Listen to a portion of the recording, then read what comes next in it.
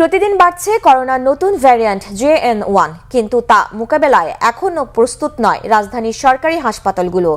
কোভিডের লক্ষণ নিয়ে যারা পরীক্ষার জন্য আসছেন, টেস্টিং কিট না থাকায় তারা পরীক্ষা না করেই ফিরে যাচ্ছেন। হাসপাতাল সংশ্লিষ্টরা বলছেন, স্বাস্থ্য অধিদপ্তর থেকে প্রয়োজনীয় সামগ্রী পেলেই শুরু করবেন কোভিড পরীক্ষা।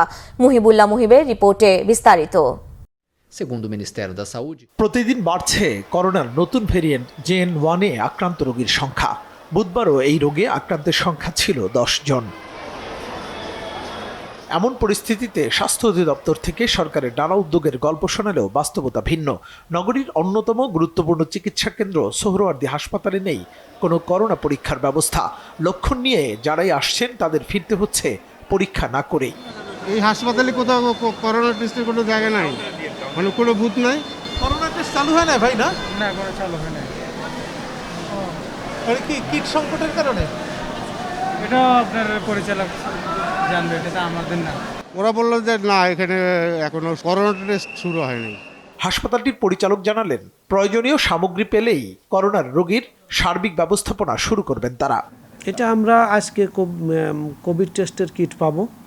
এটা আমরা আজকে বুথ স্থাপনের জন্য আমরা কলেজের সকল শিক্ষক সহ আমরা নিজেরা পরিদর্শন করে কোন জায়গাটা সুইটেবল হবে সাইট সিলেকশন করে দিয়েছি। আমাদের PWD বুথ স্থাপন আজ এবং কালের মধ্যে করে দেবেন। আমরা আশা করছি যে আগামী সপ্তাহের প্রথম দিকে আমরা কোভিড টেস্টের স্যাম্পল নিতে পারবো। মাঝে তো কোভিড ছিল না, এখন হঠাৎ করে আবার আবির্ভাব হয়েছে। একটা স্ট্রাকচারাল প্রস্তুতি নিতেও কিন্তু একটু সময় লাগে, সে সময়টুকু কিন্তু আমাদেরকে দিতে হবে, তাই না? এটা তো সায়েন্টিফিক ইস্যু।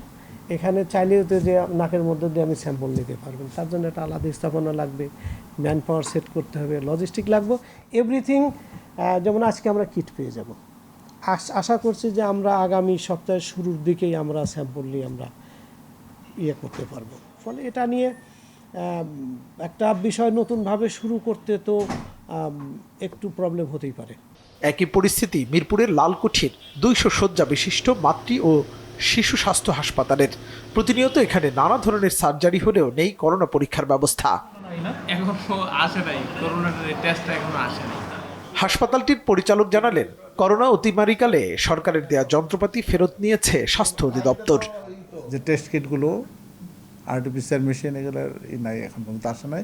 আসলে ব্যবস্থা নেব। আর সার্বিকভাবে আমরা শনিবার থেকে এটা পুরোপুরি ওই করোনার যেন বিস্তৃত না হয়, এটা যেন না ছড়ায়, সে ব্যবস্থাটা আমরাই করবো। স্বাস্থ্য অধিদপ্তর থেকে কিছু ডাক্তার এখানে পোস্টিং দেওয়া হয়েছিল, 30-40 জন ডাক্তার, বিশেষজ্ঞ ডাক্তার, মেডিসিন স্পেশালিস্ট। তাদের যে ইনস্ট্রুমেন্টগুলো নিয়ে আসছিল তারা এগুলো নিয়ে গেছে, এখন নাই আর। রাজধানীর হাসপাতালগুলোতে দ্রুত টেস্টিং কিট সরবরাহের দাবি জানান ভুক্তভোগীরা। মুহিবুল্লাহ মুহিব, বাংলা ভিশন, ঢাকা।